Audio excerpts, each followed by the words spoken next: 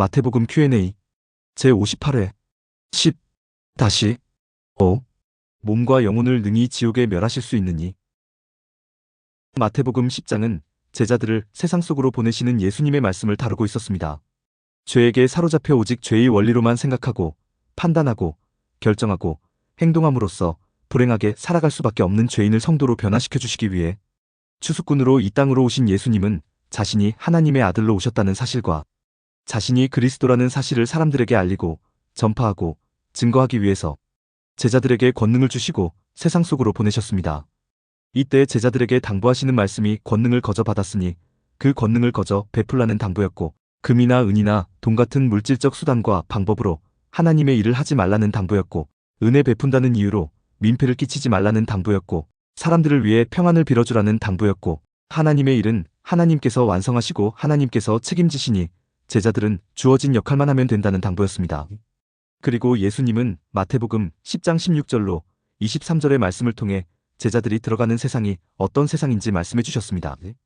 예수님께서 말씀하시는 세상은 한 마리 양을 독차지하기 위해 이리끼리 서로 물고 서로 뜯고 서로 죽이기까지 하는 무시무시한 세상이었습니다. 예수님께서 말씀하시는 세상은 사람들이 제자들을 용납하지 않는 세상, 제자들을 고발하는 세상, 제자들을 괴롭히는 세상이었습니다. 예수님은 또 이스라엘뿐만 아니라 로마도 죄인의 세상이고 나아가 모든 세계가 죄인의 세상이라고 말씀하셨습니다. 예수님은 또 부모도 죄인이고 자식도 죄인이고 형제도 죄인이기에, 즉 부모도 자식도 형제도 자신의 유익과 이익과 권리와 행복을 위해서라면 그 어떤 일도 마다하지 않는 죄인이라는 존재이기에 이 세상은 가족관계도 아무런 의미가 없는 끔찍한 세상이라고 말씀하셨습니다. 그리고 이어지는 말씀이 오늘 살펴보려고 하는 마태복음 10장 24절로 33절의 말씀입니다. 그런데 이 말씀에는 정말로 엄청난 번역상의 오류가 들어있습니다. 정말로 상상도 할 수 없는 번역상의 오류가 들어있습니다. 어쩌면 성경 전체 내용 중에서 이보다 더 큰 번역상의 오류는 없을 것입니다. 그 오류가 무엇인지 확인해보기 위해서 먼저 본문의 내용을 제가 한번 천천히 읽어드리도록 하겠습니다. 이렇게 기록되어 있습니다. 제자가 그 선생보다 또는 종이 그 상전보다 높지 못하나니, 제자가 그 선생 같고 종이 그 상전 같으면 조카도다. 집주인을 바알세불이라 하였거든 하물며 그 집 사람들이랴. 그런즉 그들을 두려워하지 말라. 감추인 것이 드러나지 않을 것이 없고 숨은 것이 알려지지 않을 것이 없느니라. 내가 너희에게 어두운 데서 이르는 것을 광명한 데서 말하며 너희가 귓속말로 듣는 것을 집 위에서 전파하라. 몸은 죽여도 영혼은 능히 죽이지 못하는 자들을 두려워하지 말고 오직 몸과 영혼을 능히 지옥에 멸하실 수 있는 이를 두려워하라. 참새 2마리가 한 아사리온에 팔리지 않느냐.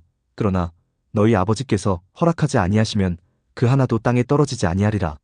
너희에게는 머리털까지 다 세신 바 되었나니 두려워하지 말라. 너희는 많은 참새보다 귀하니라. 누구든지 사람 앞에서 나를 시인하면 나도 하늘에 계신 내 아버지 앞에서 그를 시인할 것이요. 누구든지 사람 앞에서 나를 부인하면 나도 하늘에 계신 내 아버지 앞에서 그를 부인하리라. 이렇게 기록하고 있습니다. 여쭈어 보겠습니다. 조금 전 이 내용에 엄청난 번역상의 오류가 들어있다고 말씀을 드렸는데 혹시 그 오류가 무엇인지 찾으셨습니까? 아마 대부분 찾지 못하셨을 것입니다. 아무리 읽고 또 읽어보아도 도대체 어떤 부분에 번역에 문제가 있다는 것인지 잘 이해가 가지 않으실 것입니다. 그래서 제가 질문을 2개 드려보겠습니다. 첫 번째 질문은 이 본문의 내용과 상관없는 일반적 질문입니다. 성경의 주요 인물은 하나님, 죄, 그리고 사람입니다. 그런데 하나님, 죄, 사람 중에서 사람인 우리가 가장 두려워해야 하는 존재는 누구일까요? 또 하나님, 죄, 사람 중에서 사람인 우리가 전혀 두려워하지 않아도 되는 존재는 누구일까요? 우리는 정답을 너무나 잘 알고 있습니다. 가장 두려워해야 하는 존재는 죄이고 전혀 두려워하지 않아도 되는 존재는 하나님이라는 것을 너무나 잘 알고 있습니다. 간교한 죄는 사람을 죄의 종으로 삼아 자신이 죄인이라는 것조차 깨닫지 못하도록 했습니다. 오직 죄의 원리로만 생각하고 판단하고 결정하고 행동하도록 했습니다. 자신의 유익과 이익과 권리와 행복을 위해서라면 다른 사람들의 그것을 얼마든지 짓밟아도 괜찮다고 사람을 꾀었습니다. 이렇게 죄가 지배하는 세상에서 사람들이 함께 어울려 행복하게 살아가는 것은 불가능합니다. 인류는 자멸만 하지 않아도 공멸만 하지 않아도 다행입니다. 그래서 사람이 가장 무서워해야 하는 것은 바로 죄가 되는 것입니다. 그런데 하나님에 대해서는 전혀 두려움을 가질 필요가 없습니다. 비록 사람이 하나님을 부인하고 하나님을 거부하고 하나님을 떠나 죄인이 되었지만 하나님은 죄인이 된 사람을 내치지 않으셨습니다. 오히려 죄인이 된 사람을 창조 때의 온전한 사람으로 회복시켜 주시기 위해 구약 내내 애쓰셨고 마침내 신약에서 하나님의 생명을 바침으로써 그 일을 이루셨습니다. 이렇게 사람을 위해 자신의 생명까지 기꺼이 던지신 하나님을 두려워할 이유가 무엇입니까? 그럴 이유가 전혀 없습니다. 그렇다면 사람은 어떨까요? 우리가 사람이기는 하지만 사람이라는 존재에 대해 두려움을 가지지 않을 수는 없습니다. 왜냐하면 사람 중에는 여전히 죄의 지배를 받는 죄인이 있기 때문입니다. 또 하나님의 은혜로 말미암아 죄로부터 해방된 성도에게도 여전히 죄의 습관과 죄의 습성이 남아있기 때문입니다. 그래서 사람에 대해 두려움을 갖지 않을 수가 없습니다. 결국 사람인 우리가 가장 두려워해야 하는 존재는 바로 죄이고 그 다음이 사람이고 하나님에 대해서는 전혀 두려움을 가질 필요가 없다는 결론에 이를 수 있는 것입니다. 이번에는 두 번째 질문을 드려보도록 하겠습니다. 두 번째 질문은 오늘 본문의 내용을 근거로 한 질문입니다. 오늘 본문에 보면 몸을 멸하는 존재, 영혼을 멸하는 존재가 나옵니다. 이 표현에 근거해서 질문을 드려보겠습니다. 사람의 몸도 멸하고 사람의 영혼도 멸하는 존재가 있습니다. 이 존재는 누구겠습니까? 또 사람의 몸은 멸할 수 있지만 영혼까지는 멸할 수 없는 존재가 있습니다. 이 존재는 누구겠습니까? 또 사람의 몸도 살리고 사람의 영혼도 살리는 존재가 있습니다. 이 존재는 누구겠습니까? 여러분은 대답하실 수 있으실 것입니다. 몸도 살리고 영혼도 살리는 존재는 바로 우리의 하나님이시고 몸도 멸하고 영혼도 멸하는 존재는 바로 죄이고 몸은 멸할 수 있지만 영혼까지는 건드리지 못하는 존재는 바로 사람이라고 대답을 하실 수 있으실 것입니다. 그리고 이 내용에 대해 제가 딱히 부연 설명을 할 필요도 없습니다. 왜냐하면 앞선 첫 번째 질문에서 하나님이라는 존재, 죄라는 존재, 사람이라는 존재에 대해 간략하게나마 설명드렸기 때문입니다. 이제 첫 번째 질문과 두 번째 질문을 합쳐서 결론을 맺을 수 있습니다. 첫 번째 결론은 하나님은 사람의 몸도 살리시고 영혼도 살리시는 사랑과 은혜의 하나님이시니 하나님에 대해서는 전혀 두려움을 가질 필요가 없다는 결론입니다. 두 번째 결론은 죄는 사람의 몸도 멸하고 영혼도 멸하는 간교한 존재이니 죄를 가장 두려워해야 한다는 결론입니다. 세 번째는 사람은 사람의 영혼까지는 해하지 못하지만 몸은 얼마든지 해할 수 있는 존재이니 사람에 대해서는 적당한 두려움을 가져야 한다는 결론입니다. 이 세 가지 결론에 동의하시지 않는 분은 안 계시리라 믿습니다. 그런데 참으로 재미있는 구절이 있습니다. 그 구절은 마태복음 10장 28절 몸은 죽여도 영혼은 능히 죽이지 못하는 자들을 두려워하지 말고 오직 몸과 영혼을 능히 지옥에 멸하실 수 있는 이를 두려워하라라는 구절입니다. 몸과 영혼을 능히 지옥에 멸하실 수 있는 이라고 표현하고 있습니다. 경어체를 쓰고 있음을 알 수 있습니다. 그렇다면 성경을 번역한 사람은 몸과 영혼을 능히 지옥에 멸하실 수 있는 이를 하나님과 죄와 사람 중에 누구라고 생각한다는 것입니까? 하나님으로 생각한다는 것입니다. 그리고 그 하나님을 두려워해야 한다고 가르치고 있는 것입니다. 다른 번역본 성경을 보아도 마찬가지입니다. 공동번역 성경은 이 내용을 그리고 육신은 죽여도 영혼은 죽이지 못하는 사람들을 두려워하지 말고 영혼과 육신을 아울러 지옥에 던져 멸망시킬 수 있는 분을 두려워하여라라고 번역하고 있습니다.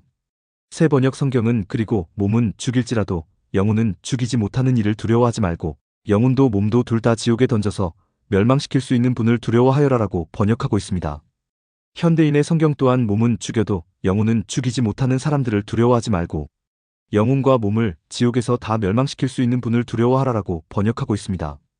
개역개정 성경은 그나마 멸하실 수 있는 이라고 번역하고 있는데 이 세 가지 성경은 모두 멸하실 수 있는 분이라고 번역하고 있습니다. 또 아마도 여러분이 갖고 계신 성경책의 소제목도 두려워할 분을 두려워하라라고 되어 있을 것입니다. 하나님의 대적자인 죄를 분이라고 높여주고 있으니 이 얼마나 한심하고 안타깝고 통탄할 노릇입니까? 그런데 왜 이런 그릇된 번역이 발생했을까요? 그 이유는 아주 간단합니다. 사람들이 하나님에 대해 그릇된 편견을 갖고 있기 때문입니다. 어떤 편견입니까? 하나님은 사람의 몸도 지옥에 던질 수 있고 사람의 영혼도 지옥에 던질 수 있는 분이라는 편견입니다. 하나님 말씀에 순종하면 상과 복을 주시지만 하나님 말씀에 불순종하면 국물도 없다는 편견입니다. 이런 편견이 작용하다 보니 성경의 앞뒤 내용도 자세히 살펴보지 않고 자기 멋대로 번역하는 것입니다. 그런데 예수님께서 하나님을 사람의 몸도 멸하시는 분으로 소개하겠습니까? 사람의 영혼도 멸하시는 분으로 소개하겠습니까? 하나님은 무지막지한 분이시니 두려워해야 한다고 소개하겠습니까? 만약 예수님께서 하나님을 그런 식으로 소개한다면 하나님은 사랑의 하나님도 될 수 없고 은혜의 하나님도 될 수 없고 전능한 하나님도 될 수 없습니다. 따라서 구원이라는 것도 성립할 수 없고 구원을 선포하는 기독교라는 것도 성립할 수 없습니다. 이 내용이 있기 전의 내용이 어떤 내용이었습니까? 세상은 온통 죄인의 세상이라는 내용이었습니다. 서로 물고 서로 뜯고 서로 죽이기까지 하는 무시무시한 세상, 가족관계도 아무런 의미가 없는 끔찍한 세상이라는 내용이었습니다. 자신의 유익과 이익과 권리와 행복을 위해서라면 그 어떤 일도 마다하지 않는 죄인이라는 존재들이 득실거리는 세상이라는 내용이었습니다. 그런데 세상이 왜 이렇게 되었습니까? 예수님은 오늘 말씀에서 세상이 이렇게 된 이유가 바로 죄 때문이라는 것을 알려주시는 것입니다. 죄는 사람의 몸도 멸하고 사람의 영혼도 멸하는 존재이기에 죄에 대한 두려움을 가져야 한다고 말씀하시는 것입니다. 그리고 죄의 조종을 받는 사람, 즉 죄인에 대해서도 두려움을 가져야 한다고 말씀하시는 것입니다. 그런데 하나님에 대해서는 아무 두려움을 가질 필요가 없습니다. 왜 그렇습니까? 그 내용이 29절로 30절, 참새 2마리가 한 아사리온에 팔리지 않느냐. 그러나 너희 아버지께서 허락하지 아니하시면 그 하나도 땅에 떨어지지 아니하리라. 너희에게는 머리털까지 다 세신 바 되었나니 두려워하지 말라. 너희는 많은 참새보다 귀하니라라는 말씀입니다. 그렇습니다. 조금만 자세히 성경을 들여다보면 예수님은 이렇게 하나님에 대해 두려움을 갖지 말라고 선포하시는데, 사람들은 하나님을 몸도 영혼도 멸한다고 하면서 하나님에 대해 두려움을 가지라고 번역하고 있으니 이 얼마나 코미디 같은 일입니까? 정말로 안타까울 뿐입니다. 한 구절만 더 살펴보고 영상을 맺도록 하겠습니다. 32절로 33절, 누구든지 사람 앞에서 나를 시인하면 나도 하늘에 계신 내 아버지 앞에서 그를 시인할 것이요. 누구든지 사람 앞에서 나를 부인하면 나도 하늘에 계신 내 아버지 앞에서 그를 부인하리라라고 예수님께서 말씀하십니다. 그러니까 사람들은 사람이 어떻게 하느냐에 따라 하나님의 반응이 달라진다고 생각합니다. 시인하면 상을 받고 부인하면 벌을 받는다고 생각합니다. 그러나 그런 내용이 아닙니다. 여쭈어 보겠습니다. 사람 중에 하나님을 시인할 사람이 있습니까? 없습니까? 없습니다. 사람 중에 예수님을 시인할 사람이 있습니까? 없습니까? 없습니다. 모든 사람은 죄인이기에 사람들은 하나님도 예수님도 시인하지 않습니다. 아니, 시인할 수가 없습니다. 죄에게 사로잡혀 있는데 어떻게 시인할 수 있습니까? 시인할 수 없습니다. 따라서 이 말씀은 조건을 다는 말씀이 아닙니다. 사람이 먼저 시인하면 나도 시인하고 사람이 먼저 시인하지 않으면 나도 시인하지 않겠다는 의미의 말씀이 아닙니다. 이 말씀은 하나님의 사랑과 은혜를 선포하시는 말씀입니다. 즉 사람이 하나님도 시인할 수 있고 예수님도 시인할 수 있도록 하나님께서 역사하시겠다는 약속의 선포입니다. 사람들의 몸도 영혼도 멸할 수 있는 죄에게 사람들이 사로잡혀 있으나 사람을 너무나 사랑하시는 하나님이 계시기에 두려워할 필요가 없다는 것이며, 그 하나님께서 사람을 기필코 죄로부터 구원하셔서 하나님을 시인할 수 있는 존재로 만들어주시겠다는 하나님의 약속입니다. 그 하나님의 약속이 실현됨으로써 오늘날 여러분과 제가 성도로서 존재하는 것이며, 이렇게 3927 TV를 통해 하나님을 배우고 익힐 수 있는 것입니다. 오늘 내용에 공감하셨다면 구독과 좋아요, 알림 설정 부탁드립니다. 하나님의 말씀을 바르게 전하는데 큰 도움이 될 것입니다. 평등하고 공정하며 정의롭고 행복한 세상을 이루는데 큰 도움이 될 것입니다.